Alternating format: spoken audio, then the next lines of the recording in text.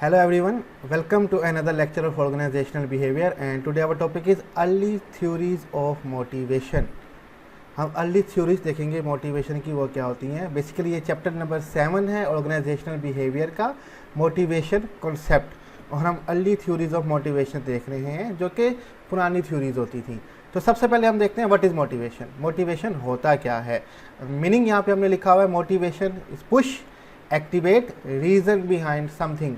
Motivation को कहा जाता है पुश, धक्का, एक्टिवेट करना, रीज़न बिहाइंड समथिंग, किसी चीज़ के पीछे कोई वजह होना जिसकी वजह से आप कोई बिहेवियर शो कर रहे हैं, हम उस वजह को कहेंगे मोटिवेशन। ठीक है। डेफिनेशन ऑफ मोटिवेशन, उर्दू में कहते हैं मोटिवेशन को हौसला अफजाई करना। Motivation refer to the process by which persons efforts are energize, directed and sustain toward attaining a goals and objective. Motivation refer करता है एक प्रोसेस से, एक अमल से, बाय विच जिसके ज़रिए persons efforts are energize, directed and sustain. किसी भी शख्स की जो एफर्ट्स होती है, कोशिशें होती हैं, आर एनर्जाइज, उनमें तेज़ी आ जाती है, डायरेक्टेड उनको रास्ता मिलता है, एंड सस्टेन वो परसिस्टेंट रहती हैं toward attaining a goal and objective, अपने गोल और ऑब्जेक्टिव को हासिल करने के लिए। तो मोटिवेशन बेसिकली एक प्रोसेस है, एक अमल है जो किसी भी शख्स की एफर्ट्स को में अंदर तेज़ी लेके आता है, उनको डायरेक्शन फराहम करता है, उनको सस्टेन बरकरार रखता है कि वो अपने गोल्स और ऑब्जेक्टिव हासिल कर सके। There are 3 main elements of motivation in this definition. 3 main element हैं हमारी डेफिनेशन के अंदर मोटिवेशन की। Number 1 energy, number 2 direction and number 3 persistent, जिसको हम सस्टेन भी कहते हैं, बरकरार रखना। आगे हम चलते हैं अर्ली थ्योरीज ऑफ मोटिवेशन। जो हमारी मोटिवेशन की अर्ली थ्योरीज हैं वो हमारे पास आ चुकी हैं। इसके बारे में हम अपनी प्लेलिस्ट मैनेजमेंट के अंदर भी डिस्कशन काफ़ी ज़्यादा कर चुके हैं, तो यहाँ पे भी हम जल्दी जल्दी से डिस्कस कर लेते हैं। सबसे पहले हमारे पास है Maslow hierarchy of need theory. ये बेसिकली इब्राहम मैस्लो एक साइकोलॉजिस्ट था अमेरिका का, जिसने पेपर में पब्लिश की थी ये थ्योरी, उसके बारे में है। Psychological theory propose by Abraham Maslow in 1943। एक साइकोलॉजिकल थ्योरी है, स्टडी ऑफ ह्यूमन माइंड, जिसको साइकोलॉजी कहा जाता है, उसकी थ्योरी जो प्रपोज की थी इब्राहम मैस्लो ने in 1943। Motivation theory we state that 5 categories of human need dedicate an individual behaviour. Motivation theory है जिसका ये कहना है कि 5 कैटेगरीज हैं इंसान की नीड्स की जो डिक्टेट करती हैं इंडिविजुअल का बिहेवियर। यानी कि इंसान की 5 ज़रूरियात जो होती हैं वो उसके बिहेवियर पे, रवैये पे असरअंदाज हो रही होती हैं, वही नीड जो है उसको चला रही होती हैं। These 5 categories of human needs are, अब वो जो 5 कैटेगरीज हैं इंसानी नीड की जो इंसान के बिहेवियर को डिक्टेट करती हैं, चलाती हैं, वो कौन कौन सी है। नंबर 1 फिजियोलॉजिकल नीड, जिस्मानी ज़रूरियात, सेफ्टी नीड, हिफाजती ज़रूरियात, सोशल एंड बिलोंगिंगनेस नीड, समाजी और ताल्लुक़ रखने की ज़रूरियात, स्टीम नीड, इज़्ज़त की, सेल्फ एक्चुअलाइजेशन, अपनी पहचान की, और आप कह सकते हो कि अपने आप को जानने की। ठीक है, ये हमारे पास 5 नीड है जो हमारे बिहेवियर को डिक्टेट करती हैं। यहाँ पे हमारे पास एक छोटी सी डायग्राम है परी Maslow hierarchy of needs theory में, इसमें ये 5 नीड्स बताई गई हैं। अब फिजियोलॉजिकल नीड्स कौन कौन से होती हैं? फूड, वाटर, वार्मथ, रेस्ट, रोटी, कपड़ा, मकान, जिसको हम आम पीपल्स पार्टी का नारा भी कहते हैं हम। ठीक है, फूड, वाटर, वार्मथ, रेस्ट, आराम होना, गर्माइश का होना, पानी का होना, खाना पीना, खाने का होना, इसमें एजुकेशन भी आ जाती है, ये सब चीज़ें इसमें आ जाती हैं। ठीक है, तो ये हमारी फिजियोलॉजिकल नीड बन जाती है, ये बुनियादी ज़रूरियात हैं। साथ में हमारा सेफ्टी नीड है, वो भी बेसिक नीड है। सिक्योरिटी और सेफ्टी, हमें जहाँ रहते हैं वहाँ पे सिक्योर होना चाहिए, हमारी ज़िंदगी की सिक्योरिटी होनी चाहिए, लॉ एंड ऑर्डर होना चाहिए। आज आप देखें सेफ्टी और सिक्योरिटी के चक्कर में लोग आजकल कॉलोनियों में शिफ्ट होना शुरू हो गए हैं। ऐसी कॉलोनीज़ में रहते हैं जहाँ पे सिक्योरिटीज़ बड़ी अच्छी होती है, इंतज़ाम बहुत अच्छा होता है, लॉ एंड ऑर्डर अच्छा होता है, तो ये सेफ्टी नीड हमारी दूसरी नीड हो जाती है। जब तक पहली नीड पूरी नहीं होती हम दूसरी नीड की तरफ नहीं जा सकते, ये मैस्लो का कहना है। ठीक है, जब तक रोटी कपड़ा मकान नहीं होगा हम सिक्योरिटी के चक्कर में नहीं पड़ेंगे। जब ये दोनों नीड पूरी हो जाती हैं, रोटी कपड़ा मकान, रहने को जगह, सिक्योरिटी वगैरह हमारी ज़िंदगी में है, तो थर्ड नीड जो हमारे पास आती है वो है बिलोंगिंगनेस एंड लव नीड। इसको सोशल नीड भी कहते हैं। इंटीमेट रिलेशनशिप, एक ताल्लुकात बनाना किसी के साथ, यानी कि अपनी फैमिली डेवलप करना। फ्रेंड्स, दोस्तों का सर्कल आ जाना, घूमने फिरने जाना, पार्टीज़ वगैरह करना। जैसे कि आप किसी जगह, नई जगह रहने जाते हैं तो वहाँ पे आप अपने हमसाया को अगर फर्स्ट टाइम कुछ बना के जाते हैं उनसे ताल्लुकात बढ़ाने के लिए, तो ये बिलोंगिंगनेस एंड लव नीड हमारी आ जाती है। ये तब ही नीड पैदा होती है जब हमारी पहली 2 ज़रूरियात पूरी हो रही हो। अगर किसी की पहली 2 ज़रूरियात पूरी ही ना हो, यानी कि रोटी कपड़ा मकान, खाने को कुछ हो ना, तो वो फैमिली बनाने के बारे में कैसे सोच सकता है। तो ये तरतीब वाइज हमारी नीड चल रही होती हैं। नेक्स्ट हमारी है स्टीम नीड। स्टीम कहते हैं इज्जत को। ठीक है, प्रेस्टीज, फीलिंग ऑफ अकम्पलिशमेंट, इज्जत होना और कामयाबी को फील करना, ठीक है, इसको ईगो की नीड भी कहते हैं। मिसाल के तौर पे कि आप क्लास में जाते हैं जहाँ पे आपके बहुत सारे दोस्त हैं, लेकिन अब वहाँ पे आप अपनी अलग पहचान बनाना चाहते हैं कि लोग आपको अलग से जाने, यानी कि सीआर बन जाते हैं, लोग मेरी इज्जत करें, मुझे पूछें, मेरी अकॉम्प्लिशमेंट हो, मेरी प्रेस्टीज हो, तो ये हमारी स्टीम नीड हो जाती है। यानी कि आप कहीं पर जॉब कर रहे हैं, अब आप बॉस बनना चाहते हैं, ठीक है, तो ये हमारी साइकोलॉजिकल नीड है, ठीक है, दिमागी नीड, बिलोंगिंगनेस और स्टीम नीड जो है। तीसरी लास्ट हमारे पास जो फिफ्थ है वो है सेल्फ एक्चुअलाइजेशन। इसको सेल्फ फुलफिलमेंट नीड भी कहते हैं। Achieving one's full potential including creative activities, अपनी पूरी काबिलियत को हासिल कर लेना, जितनी भी आपकी क्रिएटिव एक्टिविटीज़ हैं, अपने सेल्फ फुलफिलमेंट खुद को पूरा कर देना, ये सेल्फ एक्चुअलाइजेशन कहलाती है। ये basically Maslow hierarchy of need theory है कि मैस्लो की दर्जाबंदी नीड की थ्योरी, कि हमारी नीड इस तरह से दर्जाबंदी की जाती है उनकी, और इस तरह से वो जन्म लेती है हमारे अंदर।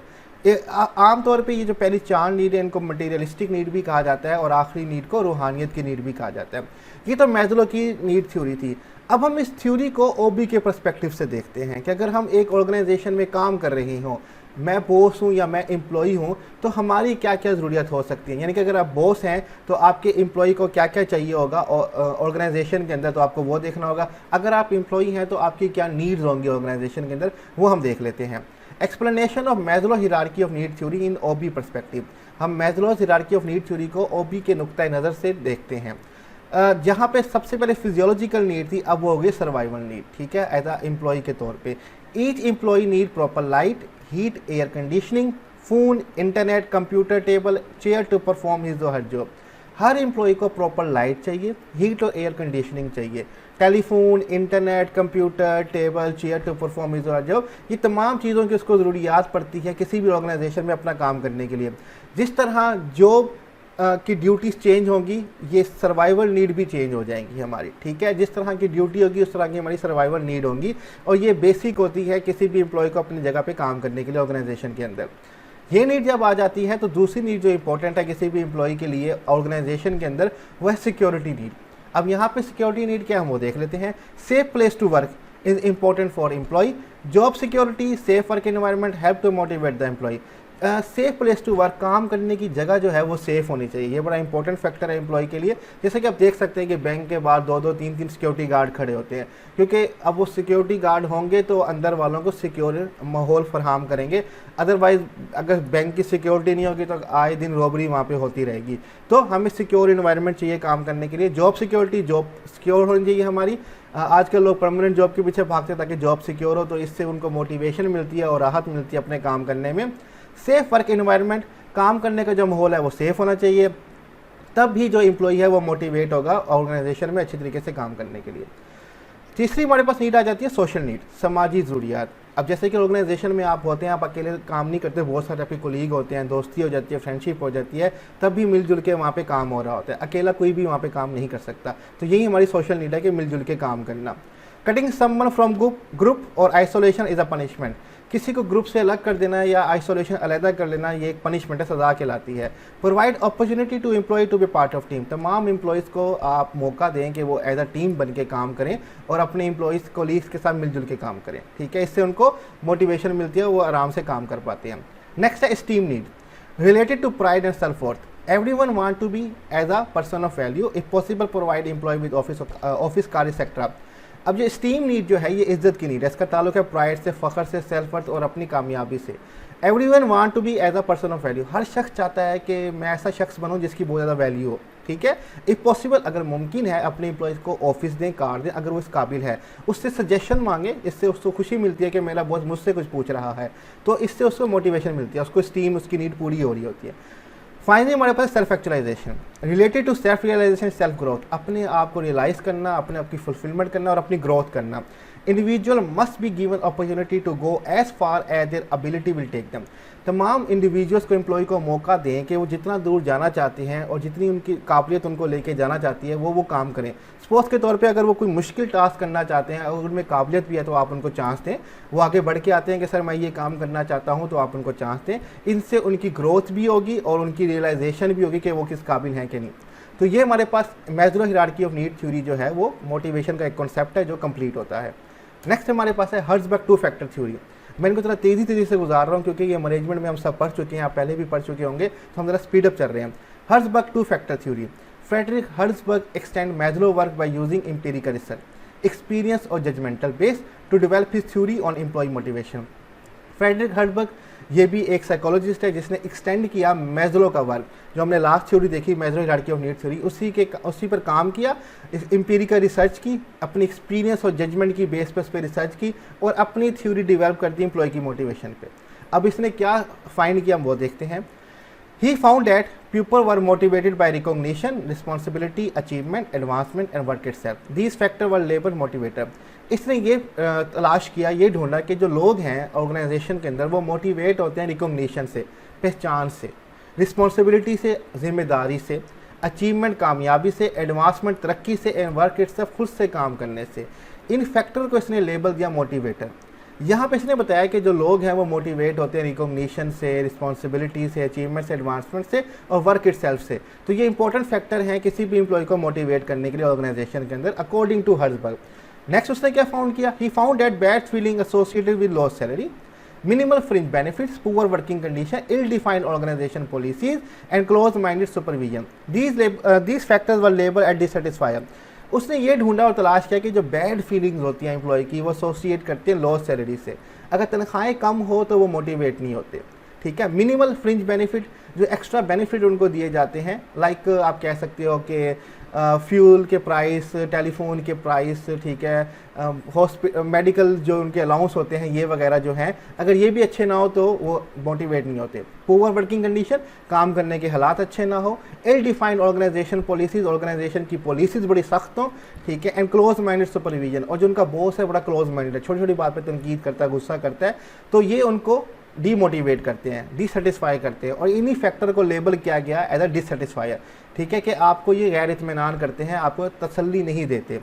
इस थ्योरी में बहुत सारे इशू हैं, जैसे कि अब यहाँ पे हमने ऊपर देखा कि मोटिवेट करते हैं रिकॉग्निशन, रिस्पॉन्सिबिलिटी. अब किसी को मोटिवेट करने के लिए ज़्यादा सैलरी भी चाहिए होती है.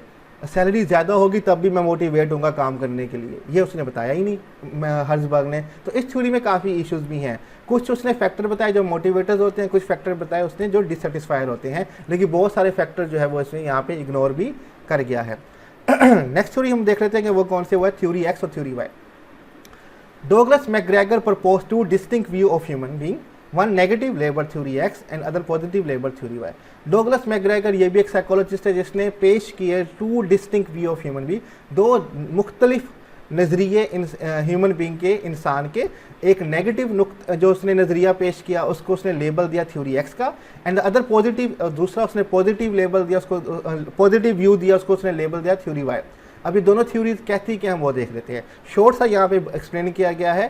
Theory X, the assumption that employ dislike work, यहाँ पे लाइक को हम इग्नोर कर दीजिएगा. Employ dislike work are lazy, dislike responsibility and must be directed and pursued to work. Assumption ये मफरूज़ा है कि जो एम्प्लॉय अपने काम को पसंद नहीं करते, ये अमूमन जो इनकी आदतें होती हैं वो लेज़ी होते हैं. डिसलाइक रिस्पॉन्सिबिलिटी, जिम्मेदारी लेना पसंद नहीं होती. And must be directed and persuade to work, इनको आपको रास्ते पे ले आना होगा और इनको कायल करना होगा, परसुएड करना होगा काम करने के लिए. ये खुद से काम करने के लिए कभी भी तैयार नहीं होंगे. ये है हमारे पास थ्योरी एक्स, नेगेटिव व्यू दिखाता है लोगों का. दूसरा है theory Y, the assumption that employ like work, ये मफरूज़ा के जो एम्प्लॉय काम को पसंद करते हैं are creative, seek responsibility and can exercise self direction. ये क्रिएटिव होते हैं, तख्लीकी लोग होते हैं, हर वक्त कोई नए आइडियाज़ सोचते रहते हैं. इनको सीक रिस्पॉन्सिबिलिटी, जिम्मेदारी करने का बड़ा शौक होता है, हर जिम्मेदारी खुद लेना पसंद करते हैं. एंड एक्सरसाइज सेल्फ डायरेक्शन, और अपना रास्ता खुद ढूंढते हैं और अपना काम खुद करने की कोशिश करते हैं. तो ये दो मफरूज़े उसने पेश किए. वो लोग जो काम को पसंद नहीं करते उनकी खसूसियात क्या होती हैं, उनकी अजम्पशंस क्या होती हैं, और जो वो लोग जो काम को पसंद करते हैं उनकी करैक्टरिस्टिक्स और एट्रीब्यूट्स क्या होती हैं. ये हमें डोगलस मैकग्रेगर ने बता दिए. लास्ट हमारे पास है, लास्ट है शायद, उम्मीद है लास्ट ही है. हाँ, मैक्लेलैंड 3 नीड थ्योरी. ठीक है, मैक्लेलैंड भी एक साइकोलॉजिस्ट है जिसने 3 नीड थ्योरी पेश की, जिसमें उसने 3 फैक्टर के नाम बताए जो कि इंसान को मोटिवेट करते हैं ऑर्गेनाइजेशन के अंदर काम करने के लिए. अकॉर्डिंग टू दिस थ्योरी, इस थ्योरी के मुताबिक there are 3 acquired developed needs what are major motivator which, यहाँ पे वर्ड लिखा है, which are major motivator in work.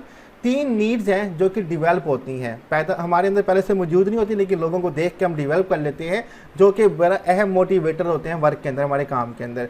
पहली है need for achievement, desire to do something better और more efficient than it it's been done before, set the standard. ऐसा कोई काम करने की कोशिश जो दूसरों से बेहतर हो या दूसरों ने कभी हासिल ना किया हो वो काम करना, ये हम कहते हैं need of achievement. Desire to do something better, कुछ बेहतर करने की कोशिश करना, ख्वाहिश होना, और मोर एफिशिएंटली और बहुत बेहतर तरीके से करना than it's been done before, जो पहले कभी किसी ने ना किया हो। सेट द स्टैंडर्ड, मेयार बना लें अपने, ठीक है, कि अपना स्टैंडर्ड बना लें, मेयार बना लें, ठीक है। जैसे कि हमारे यहाँ कोच का जहांगीर खान है, 500 समथिंग मैचेस वो लगातार जीतता रह गया। आई थिंक 560 है या 550 है, लगातार एक शख्स इतने मैचेस जीते, ये भी एक मेयार है, स्टैंडर्ड है, जो किसी ने आज तक हासिल नहीं किया। तो ऐसी चीज़ करना जो किसी ने ना की हो, ये मोटिवेट करती है उसको बेहतर काम करने के लिए। नेक्स्ट है नीड ऑफ पावर। पावर, ताकत होना, ठीक है। ये हम इसलिए मेहनत कर रहे होते हैं कि अब हम अपने डिसीजन खुद लें, अपने फैसले करने की ताकत हमारे पास होना, need of power. A need to make other behave in a way that they would not have behave otherwise. ये ज़रूरत होना कि हम दूसरों को उस तरह से बिहेव करवा पाएँ जैसे कि हम करवाना चाहते हैं। मीन्स के तौर पे आप एक एम्प्लॉई हैं, आप किसकी मानते हैं? अपने बॉस की मानते हैं, ठीक है। जो वो हुक्म देता है हमें करना पड़ता है। तो आप चाहते हैं कि अब मेरे पास ये पावर हो, मैं इतनी तरक्की करूँ कि मैं बॉस बनूँ और मेरे अंडर सारे एम्प्लॉई हों और जैसा मैं कहूँ वो वैसा करें, उनको वैसा ही बिहेव करना पड़ेगा जैसे मैं चाहता हूँ। यही नीड ऑफ पावर है जो आपको मोटिवेट करती है आगे तक जाने के लिए। और फाइनली नीड ऑफ एफिलिएशन, ताल्लुक की नीड, सोशल बिलोंगिंगनेस नीड जो होती है वही है। Desire for friendly and close relationship, आपकी जो ख्वाहिश होती है दोस्ती और क्लोज रिलेशनशिप की, जो आपको मोटिवेट करती है वो काम करने के लिए जो आप दूसरों के लिए नहीं करना चाहते होते। दोस्त को कई जगह से जाके पिक कर रहे होते हैं, उसके असाइनमेंट्स कर रहे होते हैं, क्योंकि आपको दोस्ती निभानी है, क्लोज रिलेशनशिप बनाने हैं, तो आप उनके लिए मोटिवेट होकर ये काम कर रहे होते हैं। तो ये हमारे पास अर्लीस्ट थ्योरीज ऑफ मोटिवेशन थी, जिसमें हमने सबसे पहले देखा Maslow hierarchy of need theory, second हमने हर्ट्ज़बर्ग 2 फैक्टर थ्योरी, थर्ड हमने थ्योरी एक्स, थ्योरी वाई, और फाइनली मैक्लेलन 3 नीड थ्योरी। हमने इसको जल्दी जल्दी वाइंड अप किया क्योंकि हम पहले भी इसके बारे में पढ़ चुके हैं। स्लाइड्स का लिंक मैं डिस्क्रिप्शन में दे दूंगा, आप वहाँ से डाउनलोड कर सकते हैं, और कोई भी क्वेश्चन हो तो आप कमेंट में मुझसे पूछ सकते हैं। अपना ख्याल रखिएगा, अल्लाह हाफिज़।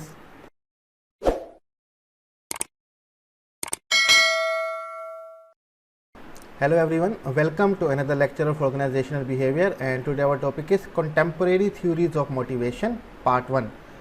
हम contemporary theory देखेंगे motivation की जो कि recent आई हैं। इनको भी काफ़ी खैर अर्सा हो चुका है, लेकिन contemporary mean recent, present time पे जो theories यूज़ की जाती हैं एम्प्लॉय को मोटिवेट करने के लिए, हम उनके बारे में स्टडी करेंगे। ये बेसिकली हमारा चैप्टर नंबर 7 है, ऑर्गेनाइजेशनल बिहेवियर का मोटिवेशन कॉन्सेप्ट, और हम देख रहे हैं कंटेम्प्रेरी थ्योरीज ऑफ मोटिवेशन। तो नंबर 1 हमारे पास है जॉब डिज़ाइन थ्योरी, ठीक है। The way task are combined to form complete job is job design. There are 3 ways to motivate employ. The way, तरीके का, टास्क आर कंबाइंड, जिसके ज़रिए टास्क को कंबाइन किया जाता है, to form a complete job, एक मुकम्मल नौकरी या जॉब बनाने के लिए, इसको हम कहते हैं job design. There are 3 ways to motivate employ. 3 तरीक़ेकार हैं जॉब डिज़ाइन के अंदर जिसके थ्रू हम एम्प्लॉय को मोटिवेट कर सकते हैं। वो कौन कौन से हम तीनों देखते हैं ब्रीफली, ठीक है। Job rotation. Job rotation is a management approach where employees are shifted between 2 or more assignments or jobs to learn new thing. Job rotation mean employ को एक जॉब से दूसरी जॉब की तरफ रोटेट करना। ये एक मैनेजमेंट की अप्रोच है, ठीक है, इंतज़ामिया का नुक्ता नज़र है, नज़रिया है। वेयर एम्प्लॉयज़ आर शिफ्टेड, जहाँ पे एम्प्लॉय को शिफ्ट किया जाता है बिटवीन 2 और मोर असाइनमेंट्स और जॉब, एक या 2 असाइनमेंट के बीच में, सॉरी 2 और मोर असाइनमेंट, 2 या 2 से ज़्यादा असाइनमेंट्स या जॉब के बीच में, टू लर्न न्यू थिंग, ताकि वो नई चीज़ें सीख सकें। नई चीज़ें सीखेंगे तो उनको मोटिवेशन मिलेगी, ठीक है। तो ये जॉब रोटेशन एक पहला हमारे पास तरीका है एम्प्लॉय को मोटिवेट करने का जॉब डिज़ाइन थ्योरी के अंदर। नेक्स्ट हमारे पास है job enlargement. Job enlargement is horizontal expansion of job. It involve addition of task at the same level of skills. Job enlargement में भी हम शिफ्ट करते हैं, ठीक है, एम्प्लॉय को, लेकिन वो जो शिफ्टिंग होगी उसकी जॉब की वो सेम लेवल की होगी, हॉरिजेंटल लेवल की होगी। एक्सपेंशन ऑफ जॉब के मीन्स के जिस फील्ड से वो ताल्लुक़ रखता है उसी फील्ड के काम पे उसको इन्वॉल्व किया जाएगा। जैसे कि यहाँ लिखा हुआ है, it involve addition of task at the same level of skill.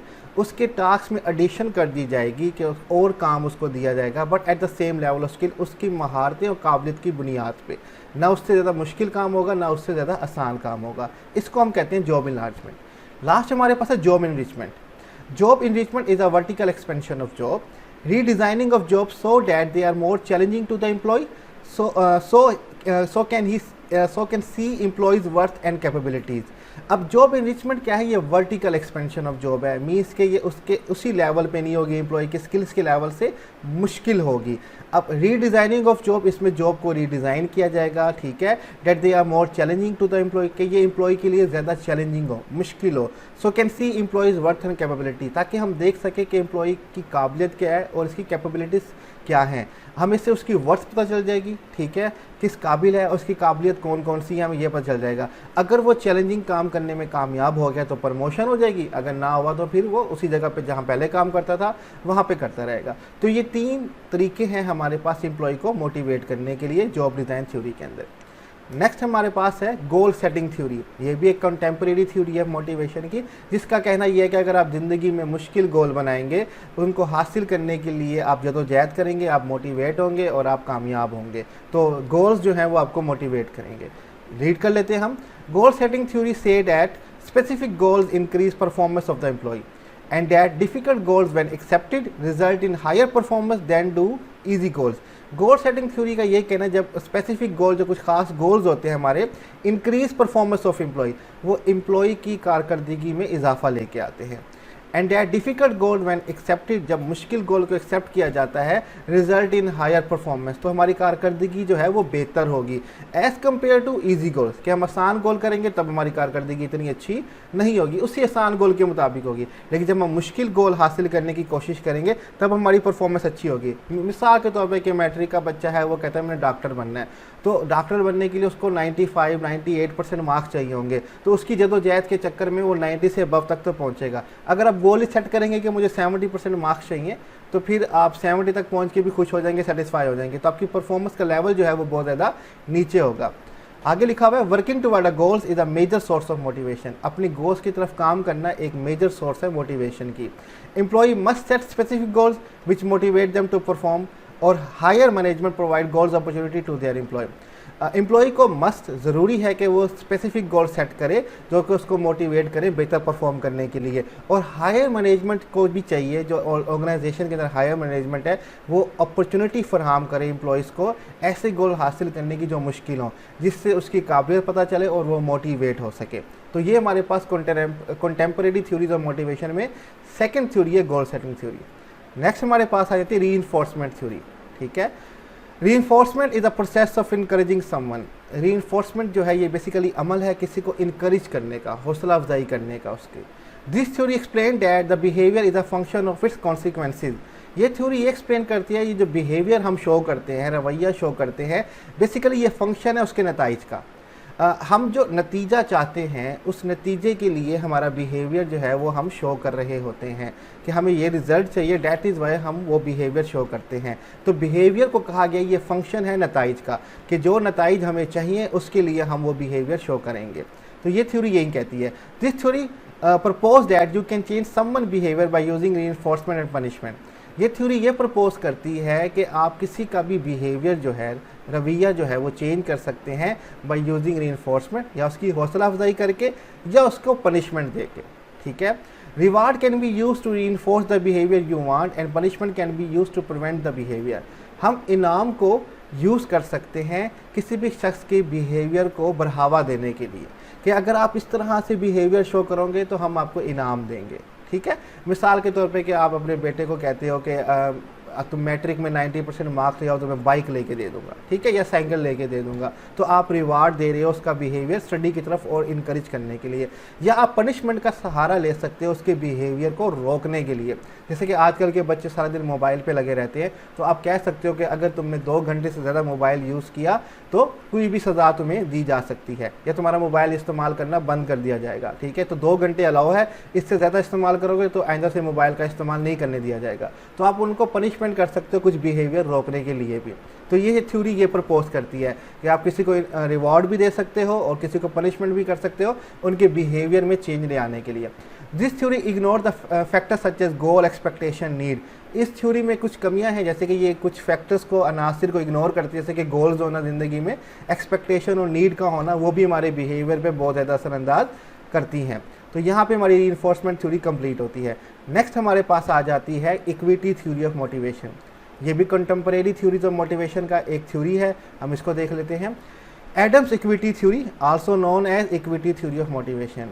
Adams equity theory जो है इसको इक्विटी थ्योरी ऑफ मोटिवेशन भी कहा जाता है। Was developed in 1963। ये 1963 में बनाई गई थी by John Stacey Adams. John Stacey Adams के थ्रू, जो कि एक वर्क प्लेस बिहेवियर साइकोलॉजिस्ट है, जो कि वर्क प्लेस में जो इंसानों का रवैया होता है उसको स्टडी करने वाली जो है ये वो एक साइकोलॉजिस्ट है बड़ी। Equity theory is based on the idea that individuals are motivated by fairness. अब जो इक्विटी का यहाँ पे मतलब जो है वो है इंसाफ होना, बराबरी होना, ठीक है। अब ये पूरी थ्योरी जो है ये बेस करती है इस आइडिया पे कि जो इंडिविजुअल्स होते हैं वो ज़्यादा मोटिवेट होते हैं जब अदलो इंसाफ उनके साथ हो रहा हो। इन सिंपल टर्म, आसान अल्फाज में, equity theory state that if an individual identifies an inequity between themselves and the peer, they will adjust the work they do to make the situation fair in their eyes. सादा अल्फाज में equity theory ये state करती है, अगर एक employee है उसको ये आइडेंटिफाई होता है, उसको ये पता चलता है कि उसके और उसके कोलीग्स, पीर यानी कि उसके साथी जो हैं, कोलीग्स हैं, उसके दरमियान इनइक्विटी है, बराबरी नहीं हो रही, तो वो अपने काम को एडजस्ट करेगा अपनी आंखों में चीज़ों को फेयर की तरह देखने के लिए, इंसाफ बरताने के लिए। मिसाल के तौर पे कि मैं और मेरा एम्प्लॉय सेम काम करते हैं, हमारी जो जॉब्स के टास्क हैं वो सेम है, परफॉर्मेंस सेम है, लेकिन उसको बोनसेस और इंसेंटिव मिलते रहते हैं, मुझे नहीं मिलते। तो मैं फिर क्या करूँगा कि काम करना कम कर दूँगा, कि इतना काम नहीं करूँगा कि मुझे तो फिर भी अप्रिसिएशन नहीं मिल रही, उसको ज़्यादा मिल रही है, तो मैं अपनी नज़र में फेयरनेस सिचुएशन क्रिएट करने के लिए काम कम करना पसंद कर दूँगा। यही एग्जांपल हमने आगे मेंशन भी की है। As an example of equity theory, if an employee learn that a peer doing exactly the same job as them is earning more money. हमने इक्विटी थ्योरी में यही एग्जांपल दिया कि एक एम्प्लॉई जो है वो ये लर्न करता है, वो जानता है कि उसका जो पीर है, कोलीग है, एग्जैक्टली सेम काम कर रहा है लेकिन वो उससे ज़्यादा पैसे कमा रहा है, then they may choose to do less work. तो वो जो इंडिविजुअल होगा वो ये चूज़ करेगा कि मैं ज़्यादा काम नहीं करूँगा, thus creating fairness in their eyes, ताकि अपनी आंखों में इंसाफ पैदा कर सके, अपने हक में इंसाफ पैदा कर सके। Adams equity theory tells us that the higher an individual perception of equity, fairness, then the more motivated they will be. Adams equity theory ये हमें बताती है कि that the higher an individual perception of equity, fairness, जितना ज़्यादा वो अब ख्याल करेगा इक्विटी के बारे में, फेयरनेस के बारे में, और उसके साथ वो अदल इंसाफ होगा, वो उतना ज़्यादा मोटिवेट होगा काम करने के लिए। कन्वर्सली, और इसके बरक्स, an individual will be demotivated if they perceive unfairness. अगर इंडिविजुअल ये देखेगा कि उसके साथ अनफेयरनेस हो रही है, उसके साथ जस्टिस नहीं हो रहा, उसको अदल इंसाफ उसके साथ नहीं हो रहा, तो वो डीमोटिवेट हो जाएगा अपना काम करने के लिए। तो ये हमारे पास इक्विटी थ्योरी ऑफ मोटिवेशन, जिसको एडम इक्विटी थ्योरी भी कहा जाता है, वो यहाँ पे कंप्लीट हो जाता है। तो यहाँ पे हमारा कंटेम्प्रेरी थ्योरी ऑफ मोटिवेशन का पार्ट 1 जो है वो कंप्लीट हो जाता है। पार्ट 2 में हम बाकी थ्योरीज देखेंगे। ये थ्योरीज हमने मैनेजमेंट के सब्जेक्ट में भी देखी थी और यहाँ पे भी हमने ओबी में भी देख ली। कुछ और थ्योरीज है जो मैनेजमेंट के सब्जेक्ट में नहीं थी, वो हम इसमें आगे जाके नेक्स्ट वीडियो में देखेंगे। तो यहीं पर हमारा लेक्चर ख़त्म होता है। स्लाइड्स का लिंक मैं डिस्क्रिप्शन में दे दूँगा, वहाँ से डाउनलोड कर सकते हैं, और कोई भी क्वेश्चन आप कमेंट में हमसे पूछ सकते हैं। अपना ख्याल रखिएगा। अल्लाह हाफिज़।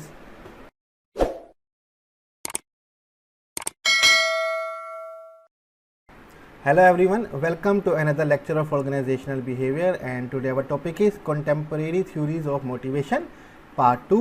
बेसिकली ये organizational behavior का चैप्टर नंबर 7 है, मोटिवेशन कॉन्सेप्ट, और हमारा टॉपिक है contemporary theories of motivation part 2। तो हम contemporary theories आगे देखते हैं। पहले भी हम 4 थ्योरीज देख चुके हैं, ठीक है, जिसमें गोल सेटिंग थ्योरी थी, रीइंफोर्समेंट थ्योरी थी, जॉब डिज़ाइन थ्योरी थी, ठीक है, और हमारे पास इक्विटी थ्योरी थी। तो अब हम देखते हैं सेल्फ डिटर्मिनेशन थ्योरी, ठीक है। सेल्फ डिटर्मिनेशन थ्योरी, खुद की इरादियत, खुद से फैसला करने की थ्योरी, कि जब हम खुद से कोई डिसीजन लेते हैं और काम करते हैं तो उसमें मोटिवेशन कैसी होती है, और जब कोई हमें ज़ोर ज़बरदस्ती से करवा रहा होता है कोई काम, तो उसमें हमारी मोटिवेशन कैसे होती है, उसके बारे में हम स्टडी करते हैं। Self determination theory, it's strange said Marcia, I started work at the human society as a volunteer, freely offer to do something, I put in 15 hours a week helping people adopt pets। It's strange, ये बहुत अजीब बात है। Marcia का कहना है कि मैंने काम करना शुरू किया था ह्यूमन सोसाइटी के अंदर as a volunteer. Human societies वो सोसाइटीज़ होती हैं जो पेट्स और जानवरों के देखभाल और दूसरों को देने के लिए काम आती हैं, ये वो सोसाइटीज़ होती हैं। तो वॉलंटियर वहाँ पे काम कर रही थी, freely offer to do something, वहाँ पे फ्री में काम कर रही थी। I put in 15 hours a week helping people adopt pets, मैं वहाँ पे एक हफ्ते में 15 घंटे काम करती थी और लोगों की मदद करती थी पेट्स को अडॉप्ट करने में। And I love coming to work, और मुझे काम पे आना बहुत ज़्यादा पसंद था। ये मार्सिया का कहना है। Then 3 month ago they hired me full time at $11 an hour. लेकिन 3 महीने पहले उन्होंने मुझे फुल टाइम जॉब पे रख लिया और पर आवर $11 उन्होंने मुझे देना शुरू कर दिए। I am doing the same work I did before but I am not finding it nearly as much fun. मैं वही काम कर रही हूँ जो पहले भी करती थी, लेकिन अब अपने काम को इतना ज़्यादा मज़ा नहीं आ रहा करने में, मुझे इतना फ़न नहीं हासिल हो रहा। तो मर्सिया का कहना है कि मैंने एक ह्यूमन सोसाइटी में वॉलंटियरली फ्री में काम किया था, हफ्ते में 15 घंटे काम करती थी, बड़ा मज़ा आता था। लेकिन अब उन्होंने मुझे फुल टाइम जॉब दे दिया, पर आवर $11 देते हैं, और लेकिन अब मुझे वही काम करने में ज़्यादा मज़ा नहीं आ रहा। There is a explanation for it, it's called self determination theory which propose that people prefer to feel they have control over their action. So anything that make a previously enjoyed task feel more like an obligation than a freely chosen activity will undermine weaken motivation. इसकी explanation है जिसको हम कहते हैं self determination theory. ये theory ये propose करती है कि people prefer to feel they have control over their action. लोगों को ये बात बहुत पसंद है कि उनके एक्शन पर उनका अपना कंट्रोल हो, ठीक है। So anything that make a previously enjoy task feel more like a obligation than freely chosen activity. जो काम आप पहले खुद से चूज करके किया करते थे, लेकिन अब किसी के कहने पे वही काम करना पड़ रहा है, तो आपको वो काम करने में बिल्कुल भी इंजॉयबल नहीं लगेगा, बल्कि आपके लिए ऑब्लिगेशन हो जाएगा, एक ड्यूटी हो जाएगी, फ़र्ज़ हो जाएगा ये काम करना। तो इसलिए जो आपकी मोटिवेशन होती है वो काम करने की, वो वीकन हो जाती है, कमज़ोर हो जाती है, क्योंकि पहले आप फ्रीली अपनी मर्ज़ी से कर रहे थे। सम टाइम आप स्किप भी कर सकते हैं, सम टाइम आप लेट भी आ सकते हैं, लेकिन अब आप वहाँ पे जॉब कर रहे हैं, आपकी मर्ज़ी नहीं चलेगी, जो ऑर्डर दिया जाएगा वो आपको करना पड़ेगा। इससे जो हमारी मोटिवेशन है वो क्या हो जाती है, कम पड़ जाती है। नेक्स्ट हमारे पास आगे देखते हैं, much research on self determination theory in OB have focus on cognitive evaluation theory which hypothesize that extrinsic reward will reduce intrinsic interest in the task। अब बहुत सारी रिसर्च की गई सेल्फ डिटर्मिनेशन थ्योरी में ओबी के अंदर, और इस पर फोकस किया गया कॉग्निटिव एवेल्यूएशन थ्योरी। कॉग्निटिव हम रीजनिंग जिसको कहते हैं, रीजनिंग एवेल्यूएशन थ्योरी की पर फोकस किया गया, जिसने ये मफरूज़ा निकाला कि जो बैरूनी अवार्ड होते हैं, जो हमें बैरूनी अवार्ड दिए जाते हैं लाइक पैसा वगैरह, ठीक है, वो दिया जाता है, वो हमारे अंदरूनी जो इंटरेस्ट होता है टास्क के अंदर उसको कम कर देता है। कि अगर हम अपनी खुशी से कर रहे हो उसमें सेटिस्फेक्शन ज़्यादा है, लेकिन हमें कोई पेमेंट वगैरह कर रहा हो वो हम एज अ ऑब्लिगेशन करते हैं, क्योंकि उसमें हमें हुक्म दिया जा रहा होता है, तो उसमें हमारा इंटरनल जो इंटरेस्ट होता है, इंट्रिंसिक इंटरेस्ट, वो कम हो जाता है। When people are paid for work, it feel less like something they want to do, it more like something they have to do। जब लोगों को पे किया जा रहा होता है काम के लिए, तो वो ऐसा लेस फील करते हैं कि वो ये काम करना चाहते हैं, लेकिन उनको लगता है उनको ये काम करना पड़ेगा। यहाँ पे करना चाहते हैं, ऐसे करना पड़ेगा का जो डिस्टेंस है वही हमारे जो मोटिवेशन है उसको कम कर देते हैं, क्योंकि अब हमारी मजबूरी है। पहले हमारी मजबूरी नहीं थी क्योंकि हम खुद कर रहे थे, अब मजबूरी बन जाती है। तो ये हमारे पास सेल्फ डिटर्मिनेशन थ्योरी है। अगर हम खुद की इरादियत से कोई काम कर रहे हैं तो मोटिवेशन ज़्यादा होगी। If someone is forcing us to do some work, तो फिर हमारी वो मोटिवेशन जो है वो रिड्यूस हो जाएगी। ये हमारे पास सेल्फ डिटर्मिनेशन थ्योरी हो जाती है। नेक्स्ट हमारे पास है सेल्फ एफिकेसी थ्योरी, ठीक है। एफिकेसी का मीनिंग होता है ability to produce a desire and intended result, काबिलियत होना कि अपनी मर्ज़ी के रिज़ल्ट जो है वो आप प्रोड्यूस कर सकें, जनरेट कर सकें। Self efficacy also known as social cognitive theory और social learning theory. Self efficacy को सोशल कॉग्निटिव थ्योरी और सोशल लर्निंग थ्योरी भी कहा जाता है। Refer to an individual believe that he और she is capable of performing task. ये इससे रेफ़र करते हैं कि इंडिविजुअल का यकीन कितना है कि वो ये टास्क जो है, जो ये टास्क है वो इसको परफॉर्म करने के काबिल है। The higher your self efficacy the more confidence you have in your ability to succeed. जितना ज़्यादा आपको अपने पे भरोसा ज़्यादा होगा, मीन्स कि आपकी जो सेल्फ एफिकेसी है हायर होगी, कि आपका ये सोचना कि आप केपेबल हैं ये काम करने में, उतनी ज़्यादा कामयाबी के चांसेस आपके बढ़ जाएंगे। So in difficult situation people with low self efficacy are more likely to lessen their effort or give up altogether। जो जब मुश्किल सिचुएशन होती है और जिन लोगों में ये सेल्फ एफिकेसी का फैक्टर जो है वो कम होता है, तो वो लाइकली एफर्ट्स को कम कर देते हैं या गिव अप कर देते हैं। while those with high self efficacy will try harder to master the challenge। लेकिन जिनके अंदर सेल्फ एफिकेसी का फैक्टर ज़्यादा होगा, खुद पर ट्रस्ट ज़्यादा होगा, कि हम अपनी मर्ज़ी से रिज़ल्ट जनरेट कर सकते हैं, तो वो मुश्किल टास्क पे चैलेंज लेंगे। मिसाल के तौर पे अक्सर क्रिकेट के मैच में जब लास्ट ओवर में 6, 7, 8, 10 रन चाहिए हो, तो बॉलर्स जो हैं जिनमें सेल्फ एफिकेसी का फैक्टर कम होगा, खुद पे यकीन नहीं होगा कि वो रिजल्ट जनरेट कर सकते हैं, वो कहेंगे हमें ओवर नहीं चाहिए। लेकिन जिसको यकीन होगा कि मैं ये टारगेट जो है वो रोक सकता हूँ, 10 रन नहीं बनाने दूंगा, तो वो कहेगा मुझे ओवर दे दे, क्योंकि उसमें सेल्फ एफिकेसी का फैक्टर जो है वो ज़्यादा होगा कि वो डिज़ायर रिजल्ट जो है वो प्रोड्यूस करने की एबिलिटी उसके अंदर है पड़ी। तो आगे हमारे पास कंटिन्यू चल रहा है। The researcher who developed self-efficacy theory, Albert Bandura, proposed 4 ways self-efficacy can be increased। जो रिसर्चर है जिसने ये सेल्फ एफिकेसी थ्योरी डेवलप की है, अल्बर्ट बंदूरा, उसने प्रपोज किया है 4 तरीक़ों से हम सेल्फ एफिकेसी जो है वो बढ़ा सकते हैं। In active mastery, having power to accomplish goal, ठीक है, अपनी पावर को इंक्रीज कर देना, जो अपने गोल आप अचीव करना चाहते हैं उस पावर को हासिल कर लेना, एक तो ये तरीका। Vicarious modelling, experience in the imagination through the feeling और action of another person, experience करना इन द इमेजिनेशन, अपनी इमेजिनेशन में, तसव्वुरात में, थ्रू द फीलिंग्स, अपने एहसासात के साथ, और एक्शंस ऑफ अनदर पर्सन, और दूसरे पर्सन के एक्शन को देखते हुए।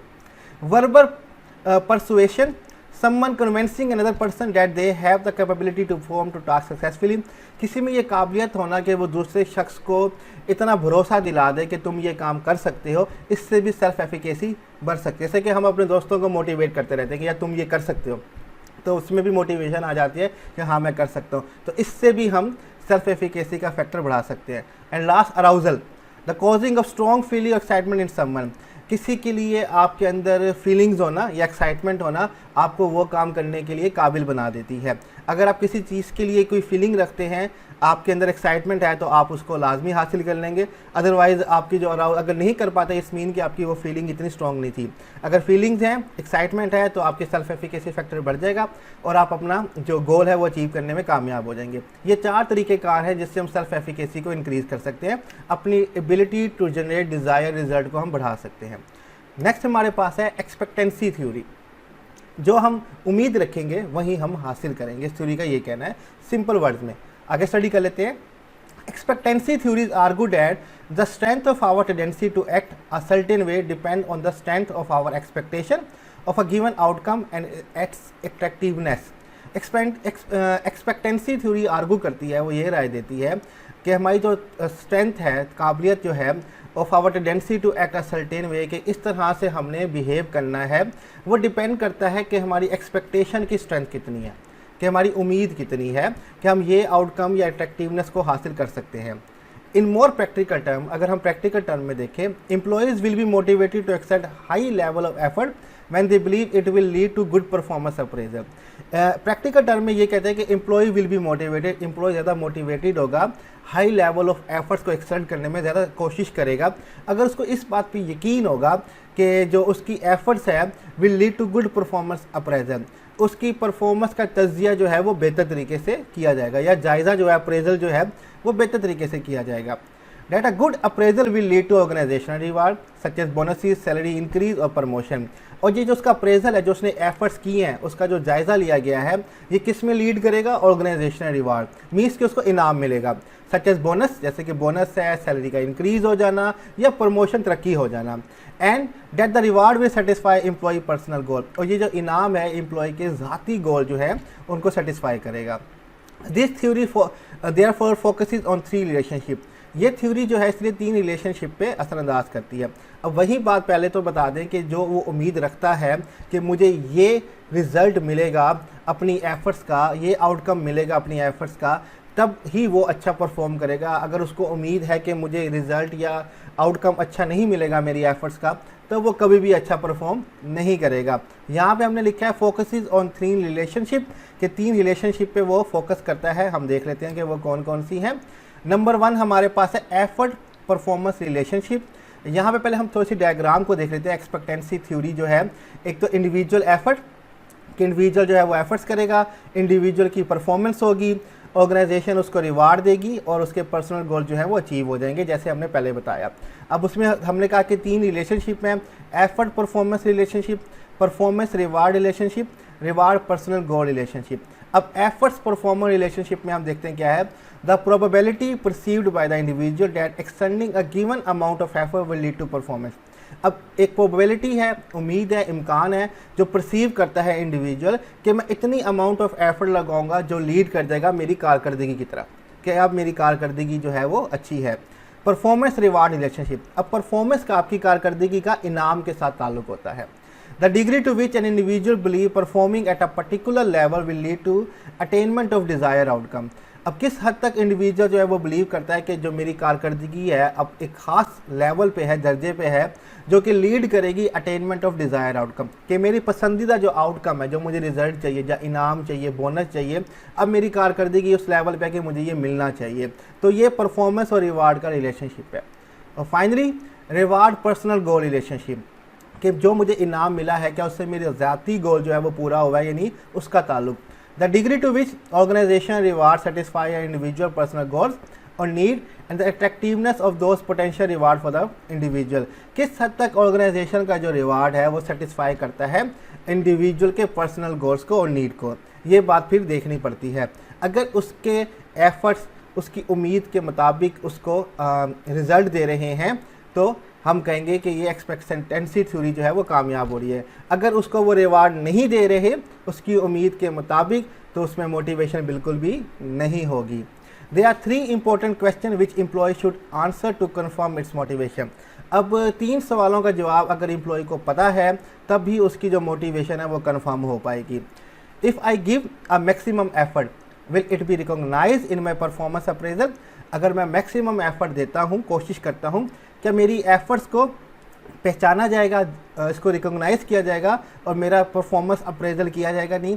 अगर उसको जवाब पता है हाँ तो एफ़र्ट करेगा, मोटिवेट होगा। अगर उसको जवाब पता है कि नहीं होगा तो एफ़र्ट नहीं करेगा। If I get a good performance appraisal will it lead to organisational reward, अगर मेरी परफॉर्मेंस का जो अप्रेजल है वो गुड हुआ है तो क्या मुझे ऑर्गेनाइजेशन रिवार्ड मिलेगा कि नहीं मिलेगा। अगर उसका आंसर उसको पता है कि यस है तो वो मोटिवेट होगा, अगर उसको आंसर पता है कि नो है तो वो फिर वो मोटिवेट नहीं होगा एफर्ट करने के लिए। और finally if I am rewarded are the reward attractive to me, मुझे रिवार्ड मिल गया है लेकिन क्या वो रिवार्ड इस काबिल था कि वो मुझे अट्रैक्ट कर सके, मेरे लिए मेरी पर्सनल गोल्स को पूरा कर सके। अगर उसका आंसर यस है, उसको पता है, तो वो मोटिवेट होगा काम करने के लिए। अगर उसका आंसर नो है तो वो मोटिवेट नहीं होगा। यहाँ पे हमारी एक्सपेक्टेंसी थ्योरी जो है वो कंप्लीट हो जाती है और हमारी कंटेम्प्रेरी थ्योरी जो है वो मुकम्मल हो जाती हैं। तो आज हमने 3 थ्योरीज देखी। नंबर 1 हमारे पास थी सेल्फ डिटर्मिनेशन, खुद की इरादियत से, खुद अपनी मर्ज़ी से काम करने से मोटिवेशन बढ़ती है। लेकिन आपको अगर कोई फोर्स कर रहा होगा, पे कर रहा होगा, तो आपकी मोटिवेशन लेवल जो है वो कम हो जाएगा। सेल्फ एफिकेसी, काबिलियत होना अपनी मर्ज़ी के रिजल्ट जनरेट करने के, अगर आप ये इस काबिल हैं तो आपकी मोटिवेशन ज़्यादा होगी। अगर सेल्फ एफिकेसी का फैक्टर कम है तो आपकी मोटिवेशन लेवल कम होगा। और फाइनली एक्सपेक्टेंसी थ्योरी, अगर आपको उम्मीद है कि आपकी एफर्ट का रिज़ल्ट आउटकम अच्छा आएगा तो आप मोटिवेट होंगे काम करने के लिए। अगर रिज़ल्ट अच्छा नहीं आएगा तो आप मोटिवेट नहीं होंगे काम करने के लिए। तो यहीं पे हमारा आज का लेक्चर जो है वो इख्तिताम पे पहुंचता है। स्लाइड्स का लिंक मैं डिस्क्रिप्शन में दे दूंगा, आप वहां से डाउनलोड कर सकते हैं और कोई भी क्वेश्चन हो कमेंट में मुझसे पूछ सकते हैं। अपना ख्याल रखिएगा। अल्लाह हाफिज़।